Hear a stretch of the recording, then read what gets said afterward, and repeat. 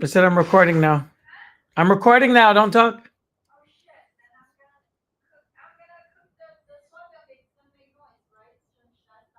No, no, go ahead. I can't hear it from here. Nope. Honey, I'm live.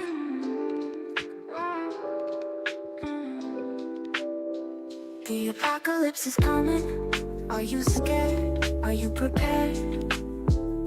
The masses are running frantically, running from their fears, running with their tears. Yeah. Hello, hello, hello. Good morning. This is completely unadulterated. No filters, no makeup, no. Just this, just me. Try to get to put that light back there. All right, let's see. All right, so it's been a crazy week. It's been a busy week. Let's start with something fun. Creatively, I've been working on new episodes of A World Without Superheroes. So these last episodes have re-inspired me to publish some stuff that I did. And I think that even though this was drawn many years before this show was thought of, I think it's fitting. It's recently colored though, so I'm going to share my screen, and I want you to check this out.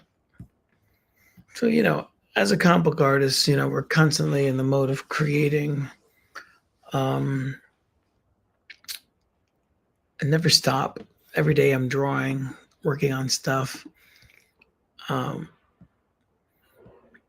But I just find it that because the medium is changing every day, right? There's it's not the same, like I don't know what I'm trying to say. The conventions, everything is basically has changed a lot. So I don't stop creating, so to speak, but the market has changed to a degree. So this is a cover I did back in, I think, 2010 or 2012. I did the artwork, rather. I did the cover yesterday for part 3 of Masada Complex, which was a book that was literally 15 years in development. Don't quit your day job, right? It's like, so it's in progress. It's not in print yet. I might do a Kickstarter for it. I'm not sure. But this is some of the covers based on all this stuff that we talk about, since we talk about like conspiracy theories, and we've talked about government. The World Without Superheroes was always a book that dealt with politics and superheroes and merged those two worlds together. It's not the first book to do that. There were a lot of books that did that back in the 80s. One of them was Martial Law, which we'll talk a little bit more about later on. One of my big inspirations for the series. Years later, people mentioned Watchmen. Like, hey, man, you should read Watchmen. You should read Watchmen. And I didn't for a long time. Admittedly, I was not an Alan Moore fan at a very young age, even though while Watchmen was being published, or maybe actually when it was being, I don't know if it was published. I can't remember. No, it came out in 86. So I was working in a comic book store between, I think, 89 and 91, something like that. Somewhere in that. As you get older, it gets a little trickier to remember stuff. I start writing things down more, but anyway. I didn't get into Watchmen until I was already in college. After, or was it when I graduated? But anyway. But there are some parallels, definitely. I think because of the culture, you had Bruce Springsteen, you had Platoon, you had Born on the 4th of July, you had all these movies that inspired my writing. And The World Without Superheroes is about the war in Vietnam with superheroes. The Watchmen does touch on it. It's not really a Vietnam comic book. The story is really about the Vietnam War and the politics behind it.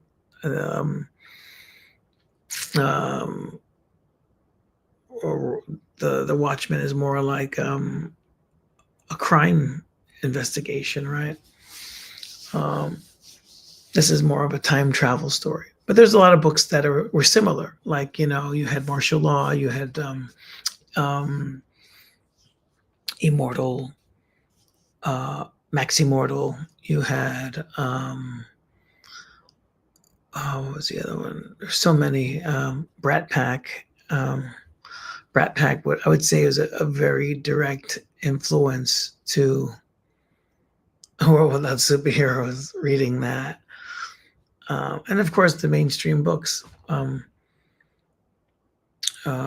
Robert Crumb. Robert Crumb was a super big fan of S. Clay Wilson, Robert Crumb.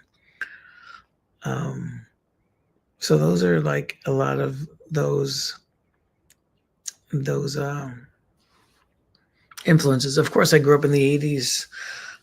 So Ronald Reagan is definitely like a cornerstone. We got like a Ronald Reagan here. We got Nixon because of an LBJ because of the Vietnam War. You got Kennedy. And then you got during the 60s, you had like MLK and Malcolm X. So these are all like in RFK and assassinations. So those all played heavily into my influences. And then we got this cat who just like, I don't know why. I don't own any pets, but I used to. I grew up with cats. Had one dog a long time ago, but as a cat person, even though I don't own any cats, I find it fun to draw cats and put them in my comic books. So it's not a main character, but one finally made the cover, right? Or actually, maybe that's the second cat. So that's kind of like an orange cat, like my first cat, Tiger, right? I think the annual had a cat which was gray. It was like my cat, Inky. But anyway, let me shut up. It's like, just wanted to share that with you. Different things about comics. So anyway, without further ado, I see the Miguel's here in the studio. And bring him in. Let's do this. Hey, man, what's up? Hey, how you doing, man? Sorry, I didn't see you there right away because I was actually in a separate window. How you doing today? I'm doing all right. I'm doing good. That's cool. That's cool.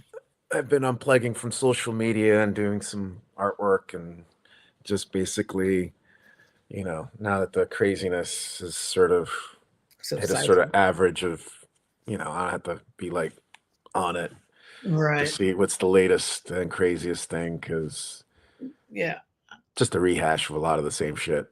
I mean, I find it that the media, it's interesting. They declare a ceasefire in Gaza, but yet at the same time, they never stop bombing. They're still bombing. They try to kill a social media star, Wizard Bassan. I don't know if you've ever seen her videos, but I've been following her since the day of the first bombing. And she's kind of like, for the last 2 years, have been like literally going through Gaza, and like she was celebrating when the ceasefire happened. She was like in tears, happy. And then they just started bombing, and then she just kept filming. But literally, like, she was like afraid that they were going to kill her, and like had her press vest on, her helmet, and they were like, you could hear the bombing, and there was another influencer that did get bombed and survived, and she was actually filming while they bombed. So, and all she's doing is feeding kids and dancing with them, having other guys dress up as clowns and entertaining the kids. It's like, it's like they don't want you to see this positive side. Of course not. They're supposed to be, terrorists and monsters and all this other stuff. The other thing that a lot of people who come to the defense of Israel over this don't mention, because everything is like, well, Hamas. Right. It's because they're attacking the West Bank. Hamas is not in the West Bank. Right. So what is the reason for that. The other implication is that they're all Muslim. Like that should, right. Excuse any of it. But there's a lot of Jewish and Christian people who are Palestinian. Right. A lot of Catholic that are getting bombed as well, But right now, our president's talking about going to Nigeria to save those Christians. Right. That's so fucking trap. I mean, it's interesting how they are basically trying to go into Africa because they vowed. I mean, Netanyahu vowed that he would get revenge on these people that brought him to the ICC and found him guilty. So, well, it has to be said, and a lot of people don't know this because there's been a really good PR campaign on us for years through churches, through all sorts of stuff. Israel supported the apartheid government in South Africa. Israel also benefits from the gold mining in Africa. Yep. And we want the oil and the resources from Africa. And there's a mad scramble for it, but I don't think we're going to get it. Right. That's exactly. For a whole other different story. But, yeah, so he vows revenge. What he's like, I just want to get even more crap from all of you. Right. It's crazy. Yeah. So I was talking about comic books that influenced me writing World Without Superheroes. I mentioned Martial Law, later Watchmen. Well, overall, I would say Robert Crumb more than any book, The Art of Robert Crumb. But I would say like superheroes going to war. You had like Miracle Man. You had Max Immortal, the Brat Pack. You had all these defunct superheroes. So, I mean, a lot of people point to Watchmen as like a definitive thing, but Watchmen was kind of late to the party, I think. What do you think about that? What do I think? I have my words about Watchmen. I think the V for Vendetta is his better piece. Oh, yeah, for sure. Because it deals with Britain, and he knows it well. Yes. There's certain things that I feel that the TV series of Watchmen plugged some holes. For example, the fact of not having one black superhero in America. Right. It made no sense. Yeah. It was just like, what? Right.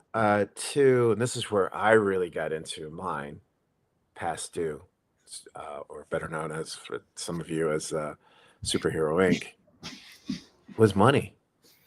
And I only came to that conclusion because when my brother was diagnosed with cancer, he didn't have insurance. Right. That sucks.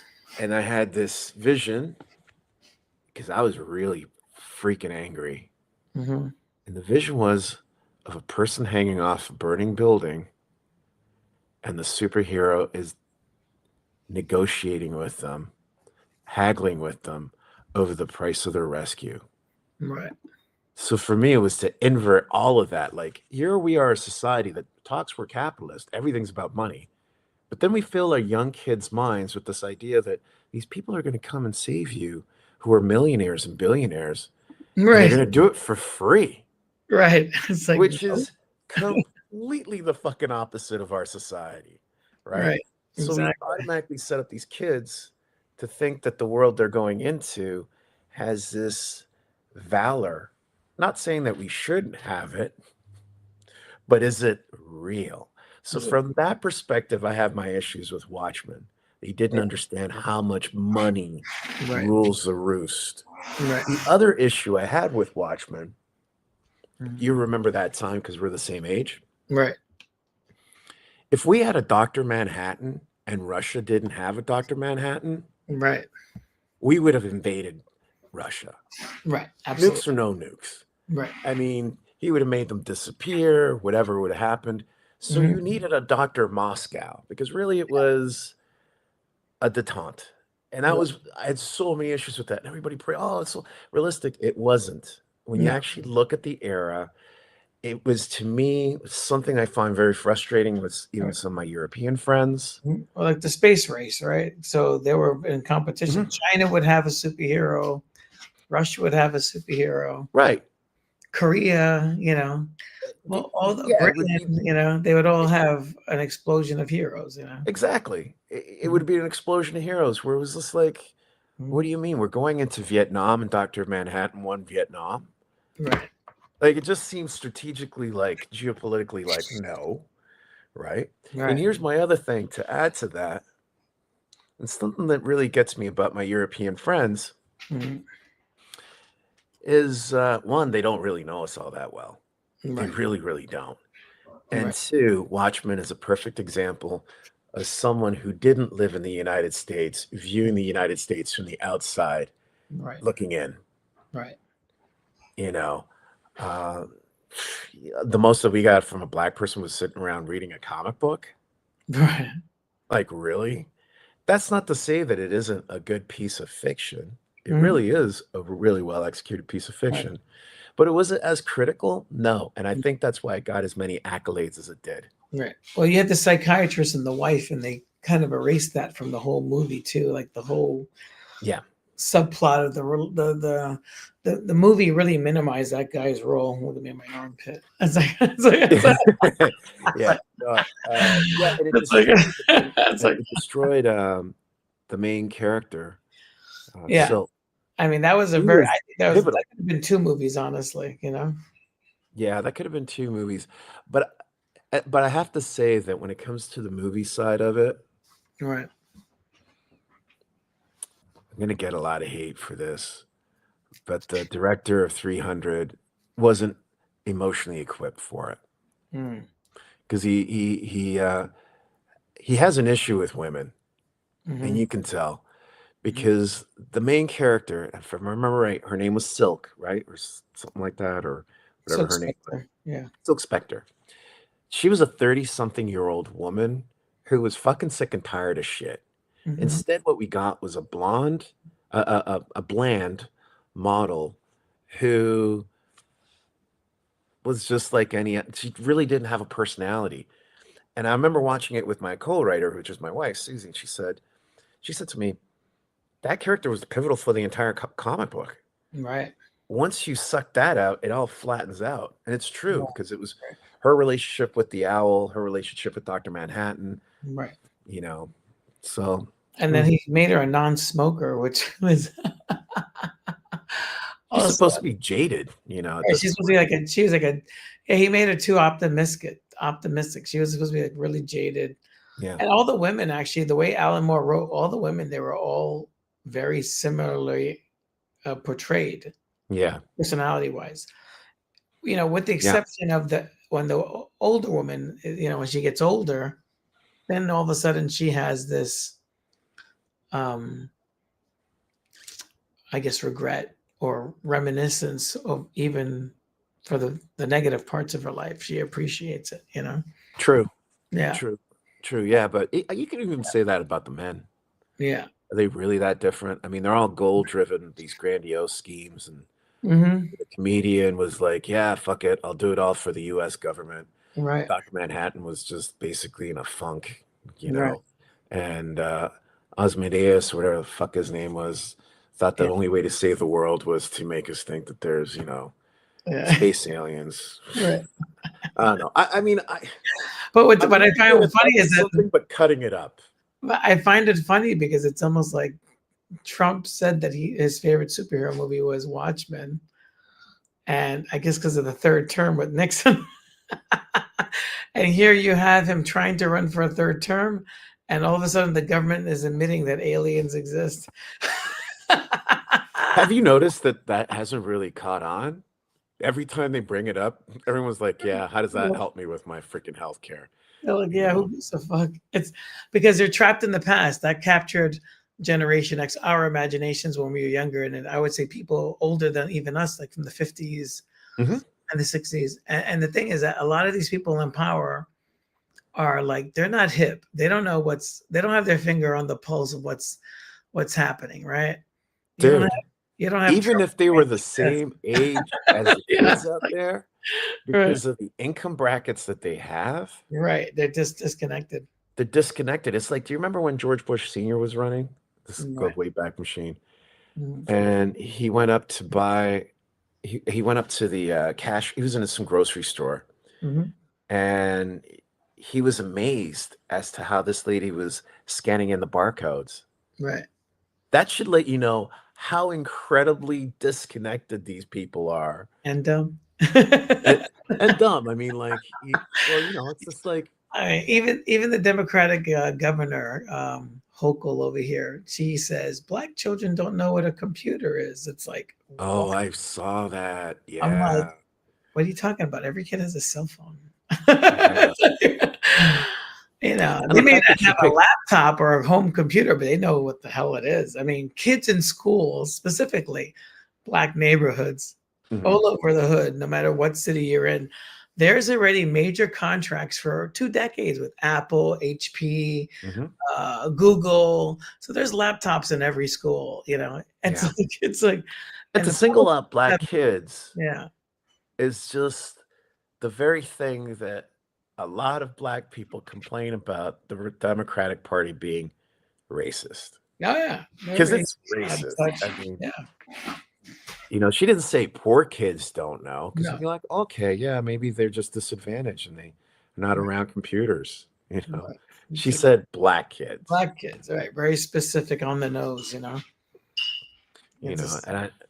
I know right now New York has a new mayor. Oh yeah, Mondani. Yeah, he's going to bring Stalin. Some Lenin. What's funny is that they're trying to associate him with Hamas in the papers, but his mother is Hindu. She's a Hindu. Like, she was the director of Mississippi Masala with Denzel Washington. It's like what are you talking about? It's like, what do you mean? He may identify as a Muslim, religious wise, but you can tell he's completely, like, I wouldn't say he's completely religious. He's kind of like us. Like, like I was born a Jehovah's Witness. My father was Catholic. We didn't really practice Catholicism. We did go to the Jehovah's Witness church, but so one dominates the other. Yeah. But I went to both. At one point, I was going to Catholic church and the Jehovah's Witnesses. I was like, this is impressive.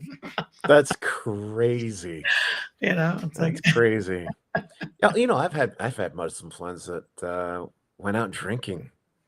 I mean, just because you're born Muslim doesn't, or even if you grow up, doesn't mean you're and there's different forms of Islam too as well. Right, exactly. I mean, I grew up and I don't even believe that Jesus really existed. It's like you wouldn't be alone. Like Haru and Set and Osiris. But you wouldn't be alone. The early Christians, there was a portion of them that believed he was just a spirit. Right. So you wouldn't be alone. The problem is that Christianity has taken the turn of making it seem like he has to be a real guy. Right. So he became American. Oh man, two guns blazing. Jesus. Years ago, and maybe I'll find it and repost it. Years ago, I posted a drawing of Jesus with a cowboy hat and 2 6-shooters, and I jokingly called it Jesus of the 6-shooters or something crap. Man, some people were upset with that shit, and I don't care. Like, if you get worked up over something like that, you deserve to get teeth. Fuck them if they don't get the joke. Well, right.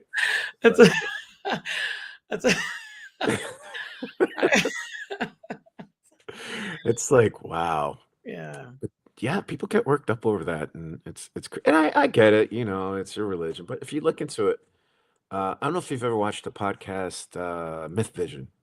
No, I have not. I do not recommend it to anyone who might not be of strong of faith, right? Because he will break down a lot of shit for you. Right. You don't want to possibly know. If you want to stay safe and sound, don't watch it. If you're like yourself or me, go ahead, watch it. It's fascinating. Some fascinating stuff. Okay, you said it's called Myth what? Myth Vision. Myth Vision. I'm gonna look this up. That guy was at one point super duper born again Christian, then started to question stuff. Not so much anymore. Yeah. I like this guy. There's 2 people I watch on Facebook. Their reels. They're pretty good. One is what's the name? Ali. This is what happens when we get old, right? We're just like, I can't remember the name. That's okay. I see that with the young too. It's just so we think that. But sadly, I can't really use that excuse because I had that problem even when I was younger. That's what I'm saying. I see the young do that too. What's the guy's name? Right. I'm like, yeah. We like to think that our memories were much better. But yeah, they weren't. I think it's Ali Bazel or something like that. She has some really good videos on history, myth. She kind of touches up on everything, Yeah. I mean, it's good to sort of reinforce the idea of charity and being better to each other. Anything beyond that, I think that's when the problems start happening.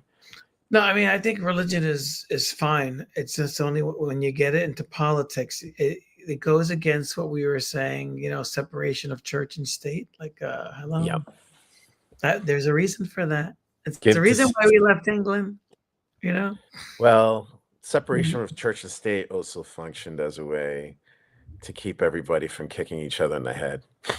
Right. Even though they still did, because the Puritans treated the Quakers like shit. Right, Christians killing Christians, Yeah. So we missed out on some Kirk stuff. Captain Kirk. Yeah. Captain Charlie Kirk of the USS. Well, which one would he be? Definitely not Enterprise. Can't be Enterprise. Yeah. No, he would be deep sixth.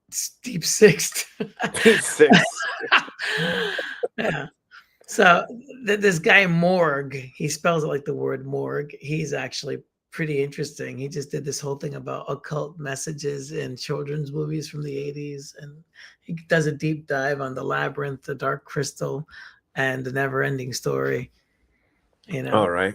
And talks about like how it's almost like a ritual. The film was kind of like a ritual, and he was also an ex-Christian, and I thought that was pretty good. He was an ex-Christian. Now he's a Christian.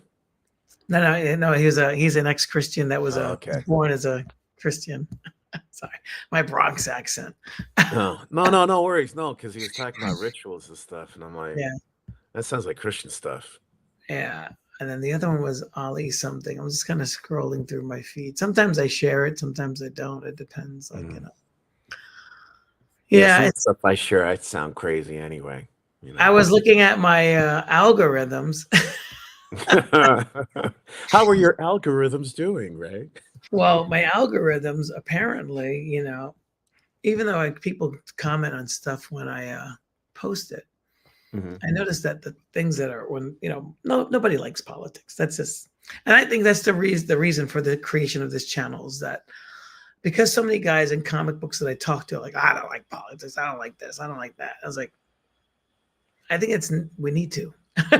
We have to. We have to. We don't have a choice. We're not kids anymore. We're not children. Yeah, I love toys. You can see my living room. You can see,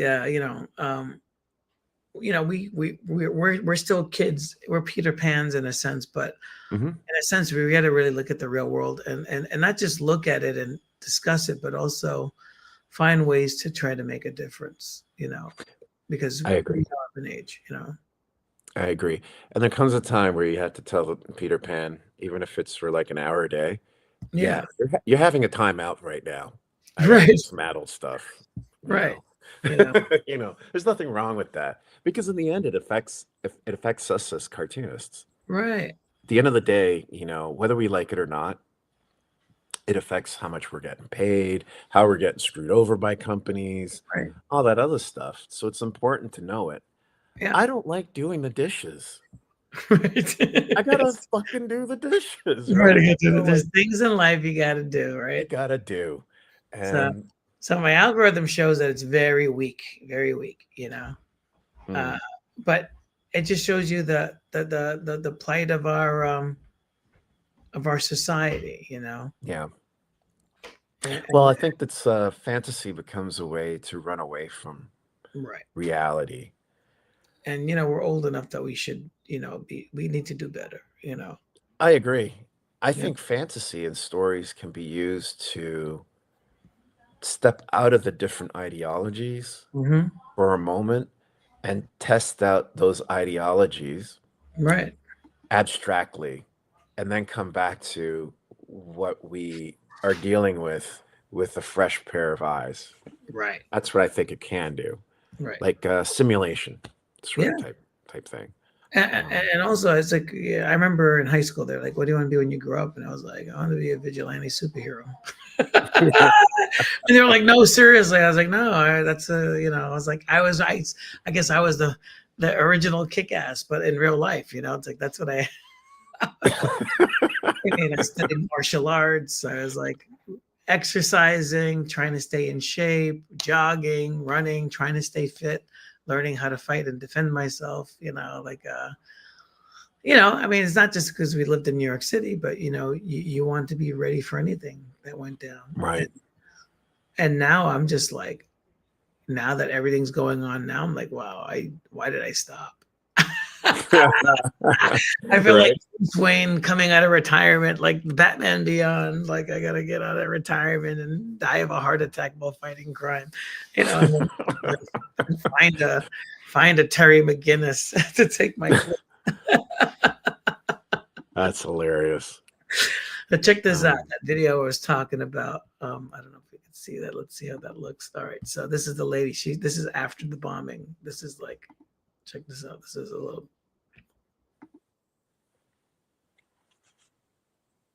Nope. Hold on. Can we see it? Oh, no. I can see it. Is it playing? Oh. I see what happened. Is it playing or no? Nope. No, because I think I shared it to Facebook instead of Instagram. Oh.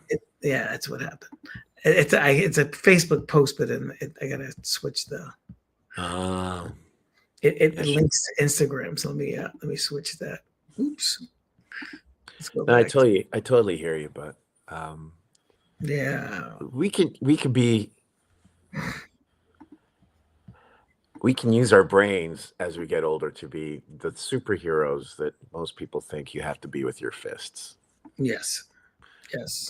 That's, I think so. I think important. I think it's important. Yeah, it's to use our minds and our intellect. It's more important. Because sometimes people don't connect shit. Mm-hmm. They don't. And sometimes you look and you think, well, why aren't they saying this? Mm-hmm.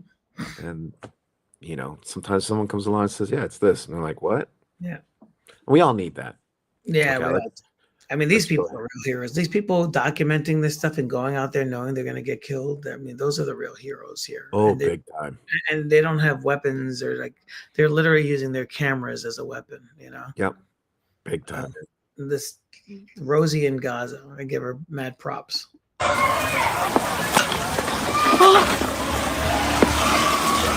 I literally just got bombed.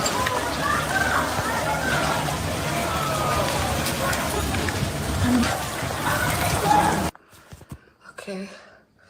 Luckily, so far, they're all minor injuries. Well, her limbs, thank goodness, right?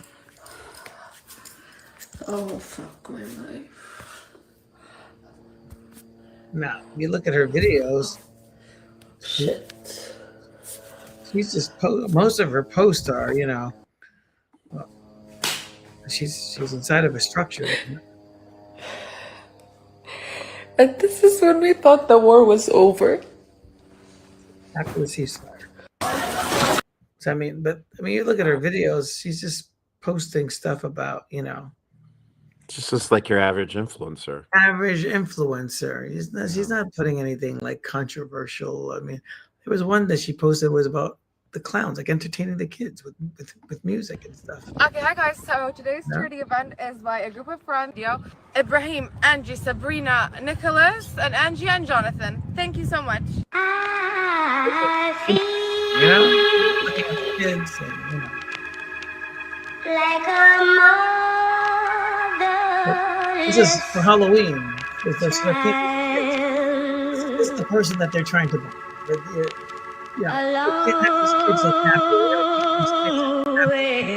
Participate in Halloween, the shatters statistics.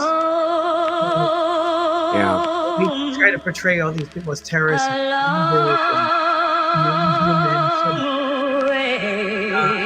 they're like, no, they're just like your kids. Mourning for the motherland, wiped us off the map. Now they looking for another land. I'm yearning for my mother, man. I mean, look, she's. I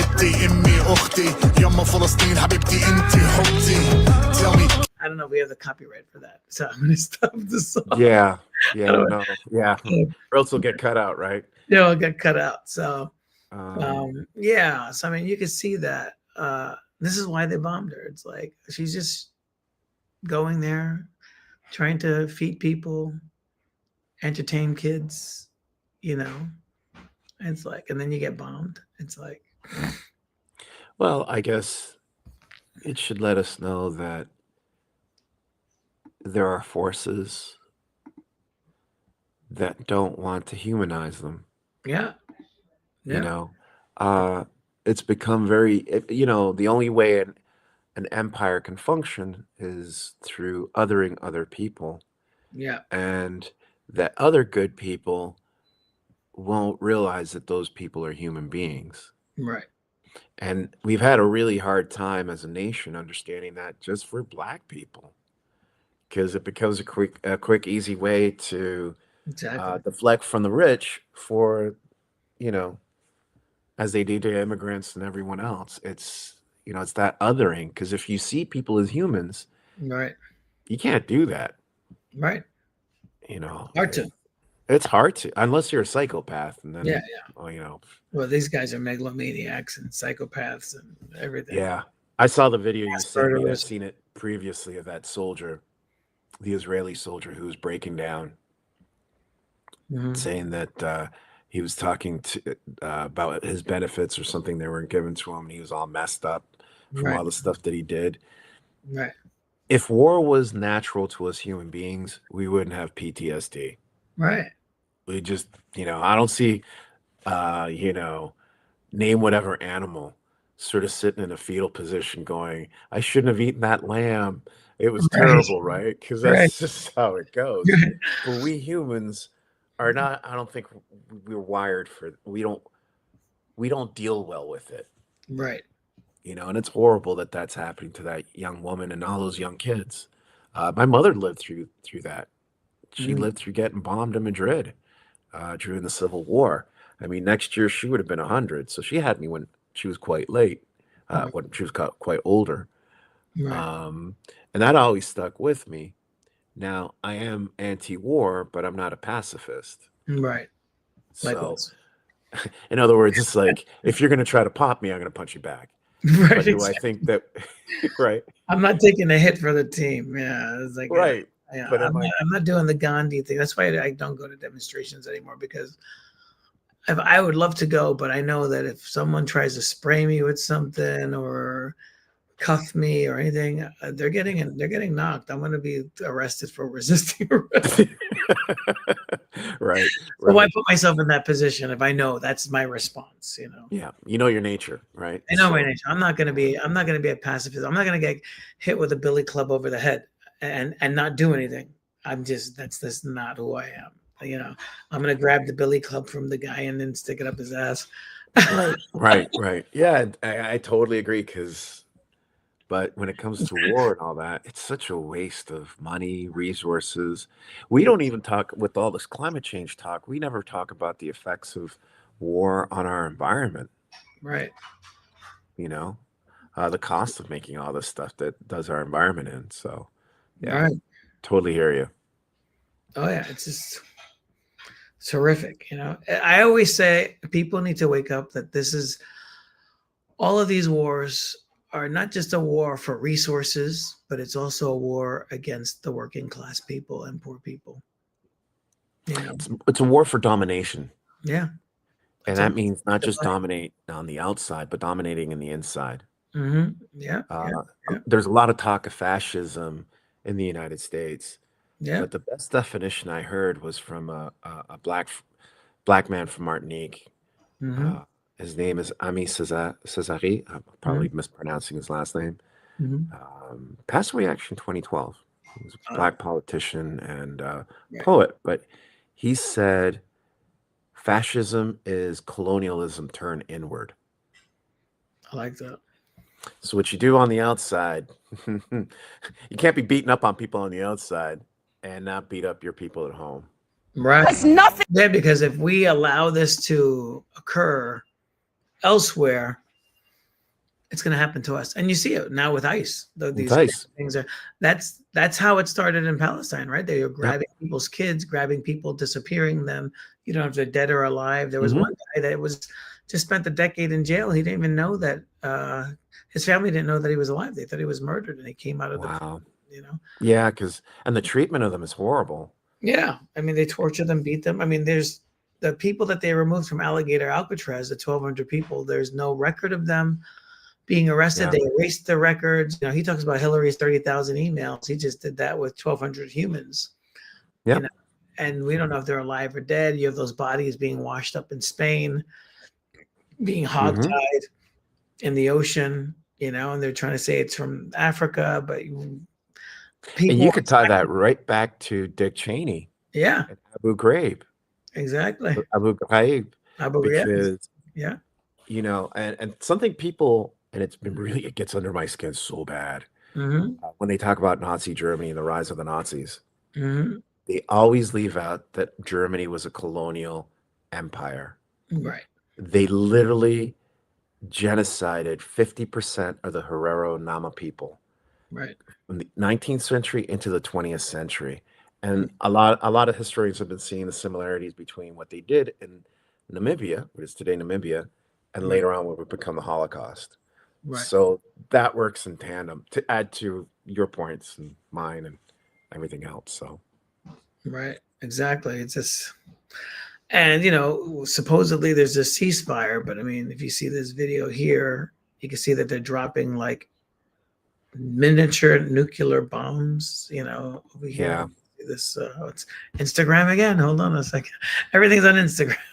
I guess I'm sharing it on Facebook, and then it gets pops over. Pops over, yeah. Yeah, I saw that video earlier this week and just shook my head. Yeah, it's just like there's nothing there. Like, what are you bombing? And the thing is, where is this? Who are these people? It's right. It's not like even, you know. Yeah. It's wrong whether if it's far away or close. But this is the insanity of it. Yeah. They're dropping it right next door. So whatever they're dropping over there is going to poison them next door. Right. And Kennedy says, hey, we all breathe the same air and all that. You know, that speech, it's very true. I mean, look at this. Yeah. It's like, you can't hear it. That's serious. That's pretty serious. That's a major, you know, advanced bombs and they're just demolishing. And there's nothing there. Right. Like it's already demolished. Right. It's already demolished. And they're just, I mean, there might be a family in there, you don't know. But, you know, it's just like they're just merciless, you know. And yet, you know, people are like, oh, that's, you know, anti-Semitic if you say something. It's like. There's a lot of Jews who don't like what's going on. They don't want to be associated with that. They don't want that in their name. No. They don't, you know. There's a lot of Jewish people. Yeah. I think, you know, Mamdani getting elected proved there's a lot of people who are not happy with that. Yeah. I mean, and what I find funny is that when we talk about Zionism in America, specifically in America, you have more Christians that are Zionists than Jews. I mean, they don't tell you that. Yeah. Actually, it was originally created by Christians. Yeah. Because the big excuse was they wanted to get rid of Jews from Europe. Right. Particularly in England. Right. So when you see it through, it's actually anti-Semitic. Yeah. You know, the idea that they can't live with the rest of us because for whatever reason, you know, people will go a little crazy every so often and attack them because, you know, we're uncontrolled. It's like, no. Iran has had Jews for thousands of years. Right. Syria, yeah. Yeah. Also. And they're not the Jews there are not Zionists. Right, exactly. So, and they're like, what? I was a video. I think I sent you that the Syrians like, what do we have to do with Israel? Israel's Israel. We have nothing to do with that. You know. Yeah. Why are they bothering us? Why are they bombing Syria? Syria and the Jews we've gotten around. gotten along for 2,500 years. You know? Yeah. You don't hear Well, about. it's that Greater Israel project that they Oh want. yeah, exactly. Yeah. I mean, I am glad that there are people that are cleaning house. Sometimes you have to clean your own house. Like if this was happening, let's say in like a Puerto Rico or or like Colombia, where my family's from, and there's some great injustice, it is my responsibility, to say something, to do something. Mm-hmm. I mean, am I a representative of them? Not really, but because my family is from that, because it's part of my culture, I feel the need to say something. But like I was telling my son yesterday, the greatest illusion is that people are different races, a black race and a white race, and we're all humans, so we're all accountable. Doesn't matter what nationality or culture you're from. We all have a responsibility to one another and to the planet overall. More importantly, to the planet than each other, because this sustains us. We're the pollution, like you said, they're breathing that. It's going to irradiate the soil. It's like, think about it. Okay, they get that land, they build hotels and resorts or whatever. Think about the cancer rates. And they already got high skin cancer rates, by the way. Yeah, they're in a desert. It's like, but, it's like then they'll go run into Ukraine. Yeah, which is a whole other mess. And yeah, I totally agree with you. I totally understand where you're coming from. Yeah, I mean, it's keeping. For me, it's two countries: the United States, and then there's Spain. Right. Spain is no one now. No, basically, Right. But what it did in the past weighs on me, even though technically, part of me are the people that it got the stuff done to, but the other part of me is from the people who did the stuff. So for me, I look at it as like, let's not try to gloss over the fact we were assholes. Oh yeah, exactly. Yeah, and I understand that whole thing of having roots, wanting your people that you're tied through blood to want to do better. And yes, overall, we're all supposed to take care of ourselves, but our billionaires want to run to their little hideaways after causing all the shit. Right. They want to destroy the earth. It just shows how stupid they are. They want to destroy the planet instead of making it a better place and giving equity and equality to people. They want to destroy it and then have live underground in a bunker, so they could be with all their treasures, like a dragon in a cave, or like that troll guy, that little guy with the ring in the cave, all insane or die because humans aren't meant to be in caves. Yeah. And who's going to feed them? Right. Exactly. Who's going to clothe them? Right. When shit breaks down, who's going to fix it for them? So they're going to have to bring people with them. Right. They're making all these underground. I don't know if you heard this. The United States has underground cities. 21 trillion went missing from our budget. Yeah. And that 21 trillion matches the amount of money that has been spent underground. So when they say, "Oh, we're massively over budget," or we're in debt, a good deal of it's for these stupid cities underground that they're building. There was a guy in Chicago that filmed it. It was like he found this underground city with electricity on, and it looked like from the 20s or 40s, but it wasn't dusty, it wasn't dirty, it was immaculately clean. And it looked like probably it was built around the same time they were building the city of Chicago, but it was upkept. It was like, it wasn't like graffitied or dirty or homeless people there. It was literally flawless. And then their MTA came and sealed that up after the video went viral. They had like chandeliers, ballrooms, all this stuff. It looked like, like that hotel in the Someone needs to open it up and take the homeless people there. Right, exactly. Like, why are they sealing this up? Why is this? And then the electricity's on. It's not like it's off and it's dark. It was like every light underground was there. It's so like, that means that's coming from our grid, which is aging. Yeah. to keep that running underground, a Right. shadow city. Exactly. That's crazy. And someone's maintaining it, because that's a lot of work to maintain. I tell you, man, I think we're run by Wile E. Coyote. Yeah.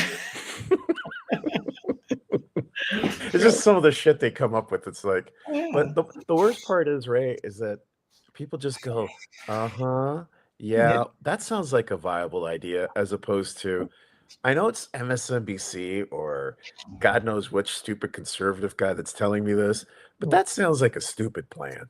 Yeah. It's unintelligent. Yeah. They call them the best and the brightest of what?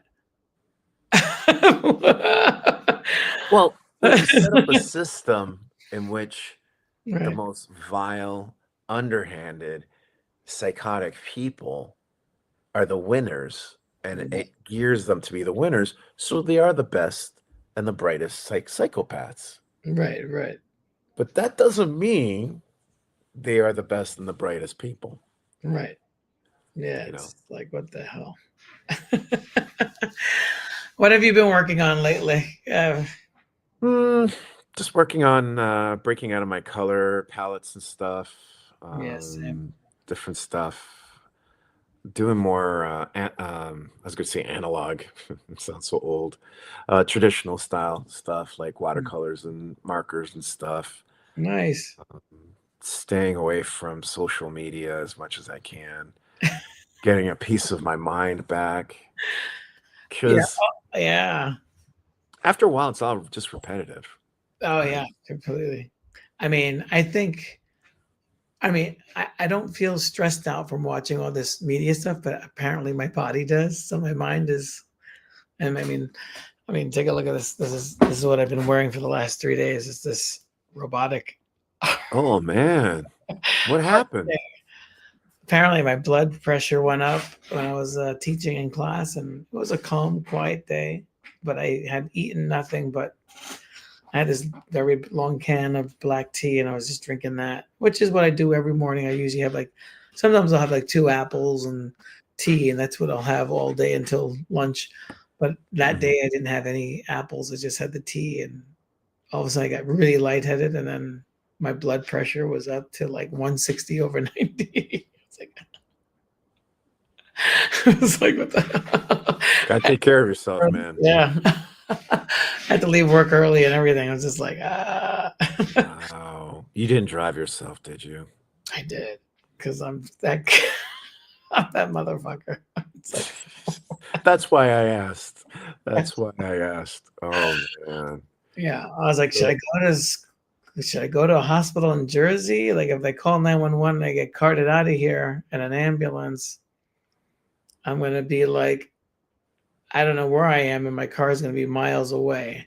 Then I'll have to figure out what bus, what train to take to get back to my car to work, at what time at night. And I'm just like, you know what? Let me just get in the car and hopefully I don't die, and just get back to New York and go to the local city MD. Just like. Oh damn, man! So how long do you have the device for? Comes off. What's today? Sunday. Yeah, it's tomorrow morning. I had it for 3 days. Oh man. Yeah, it's a real pain in the neck having to shower and not get this thing wet, and it's a pain in the ass. Oh damn. Yeah, you might need a break from some of this stuff. Yeah. Yeah. So I was like, all right, a little less videos, a little less. Yeah. Because I get worked up myself too seeing this, because it's hard to see injustice that you can't do anything about, because you feel helpless. You're right. And your body, whether you know it or not, your brain can manage it, but your body's going, I want to fucking kick someone's ass. I want to stop something. And then your brain's like, you can't do that because it's on a video far away. I remember when we were in Iraq and Afghanistan, and right after 9/11, right? So before Afghanistan, right after 9/11, I got into a lot of fights, street fights, bar fights, even had a fight in a makeshift art gallery. It's like fought the curator. Over what? Over what? Oh, he was being disrespectful to my cousin. He grabbed her boobs. He was drunk, so I knocked. I told him to apologize, and he punched me in the face. So I beat him up. it's like, oh man. So I mean, war makes you angry, when you're a young man. Just like. Well, that's what it's geared for. It's geared to Yeah. Get you worked up to want to go do something, and right. And I think the words of John Lennon are so helpful. That. It's hard though, because we live in a society where all of our messages at every corner are pushing for war. Yeah. I mean, we're a country that's only had something like 17 years of peace. Right. So we've always been at war. Mm-hmm. And there's an industry in it. Yeah. So it's hard to, It's a total moneymaker, I mean, Dwight Eisenhower warned us against that when he left, right? About the military-industrial complex, right? He used it, and then afterwards he's like, well, now that I'm gone, I'm going to tell you what, it sucks. But I used it. It was great. And then Kennedy had to deal with that, and then he was fighting against it and got killed, right? It's like they're like... Yeah, JFK, yeah. Well, I guess he kind of figured, long-term thinker.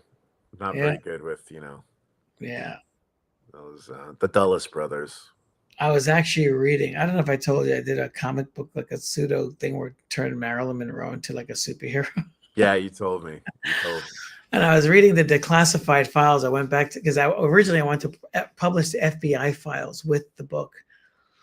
What I would like to do actually is to revisit it and just do a whole book on the declassified files. But there's actually 2 pages that I missed. They actually had snitched on her, these informants. She actually was trying to go to Russia. Like she went to the Russian embassy. Oops, hold on a second. That was a nice chime. Yeah, it's like this. It's like she went to Russia. She was trying to get to Russia. There was like 2 documents that were declassified that they had spotted her. And Frank Sinatra is the one that introduced her to all these people, like Kennedy, and got involved with the Kennedys and the mob, and then he got her involved with Arthur Miller and these communists. But the guy was an informant for the FBI, so it was almost like they were kind of Sinatra? like, yeah, Sinatra also helped fuck over Italy. Yeah, with their elections. Yes. Yeah. It's so crazy. Yeah. It's just like you. Yeah. That's the other thing. Like, one of the main things I find, they've done such a good job of squashing organization or people thinking that now when you need people, because I always think that you need a good left and right. They have to be at each other's throats to have like a, choose your analogy, Mexican standoff. This way everyone keeps like, all right, if things get out of hand, you're going to have to deal with them, right? Right, exactly. Everybody's like, all right. So how do we get to the table? Right. That was there is no left, real left. There is no left. It's right. The Democrats are now right because they're appeasing to these, Harris was appeasing to white Republican women, and they've abandoned the youth and the working class. So we need to have a new Democratic Party, Yeah. And I think I don't. 2020. There's going to be a lot of Democrats that hate you for saying that, right? Oh, fuck them, because they need to wake up. They need to wake up. Just fuck them. Yeah. They need to wake up. And that's another thing is that they think that by going and demonstrating and partying and dancing, I mean, it's great to celebrate, get some of the anxiety out, but you're not doing anything. No. They're going to still keep dropping bombs on these people. We're going to be invading countries. Dancing is going to do it. The time that you're being effective is when they're trying to kill you. Yeah. Exactly. I always say, if there's like a black activist who's made it to like 80 or 90, they weren't doing it right. They weren't doing it right. Yeah. Exactly. At least without any bullet. The only one that survived it, that was doing it right, and then she, switched gears, was Angela Davis. I mean, she was on death row. Yeah. Yeah. And then she dialed it back a little bit after that. But then she ran for president. She's the real first female president to run for president, was under the American Communist Party, Yeah. It's Reagan, which was ironic because he's the one that put her on death row. He's also the one that wanted to make sure black and brown people didn't have guns either, right? Right, exactly. It's like, you could open and carry in California until the Black Panthers walked into the offices. Ooh. Yeah. But they're legally owned. They're not even illegal. They're learning law. What? It's like they're college educated. What? I know. Well, I got to wrap it up because I actually have an appointment, and but we're gonna do this again next Sunday. We'll make it 2 hours. That's right. It'll be our 10th episode. Yes. Bring your pasties. It's like no one wants to see me in pasties. No one. I don't want to see myself in pasties. Believe me. That image disturbs me.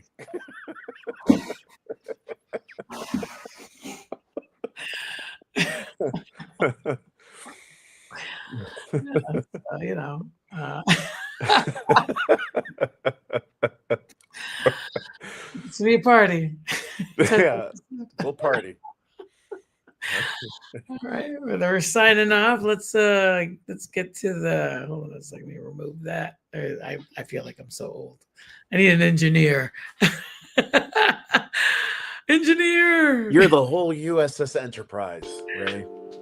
There we go. Signing.